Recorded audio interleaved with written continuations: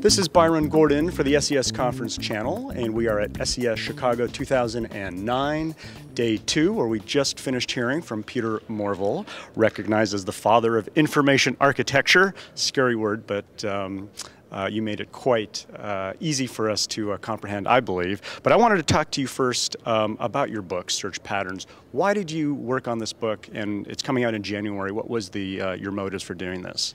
Sure. Well, on a number of information architecture engagements that I've done with clients over the past few years, I was finding that search was really the most important and most difficult challenge on large websites and in sort of mobile applications and so forth. And so I decided to really spend some time focusing on how can we make search better by looking across all sorts of different categories, from web search to enterprise to e-commerce to real-time search, bringing together a lot of examples and starting to look at patterns of behavior and design that we can leverage to make search better. Now, you mentioned an example about your involvement with the National Cancer Institute. So I thought, could you share with us that example? Why did they come to you, and what did you do for them? Sure.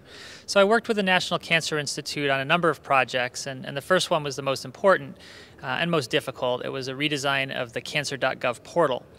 And when I started working with NCI, my clients had a very traditional web design perspective. They wanted to improve the ability of people to get from the home page to the most important destination content, what they call their cancer type home pages, rich sets of links for more than 100 different types of cancer. And that was an important goal, but being a findability fanatic, I started asking questions like, well, how do you get here in the first place? And they said, don't worry about that. We're the National Cancer Institute, people can find us. Well, I did worry about that and did a little research, and I found that while NCI did come up at the top of Google and Yahoo searches for cancer, they weren't doing so well on the specific queries for certain cancer types, like breast cancer or prostate cancer. And in fact, more than 70% of the overall searches were on those specific cancer types. So we really looked at ways to improve not just the traditional information architecture and the sort of ability to get from the home page to destination content, but the broader issues of findability. How can we make these cancer type home pages findable from wherever the user starts? And you talked about, well, you mentioned, we're living in this era, a wealth of information. You mentioned the quote, but creates a poverty of attention. So what are sites doing to try and overcome that? Well, as I mentioned, there's a lot of folks in advertising and marketing who really kind of go the push route, and the example is creating winking, blinking banner ads to get people's attention. But maybe it's my librarian background that leads me to think that there's a lot more potential in pull, in helping people to find what they need when they need it.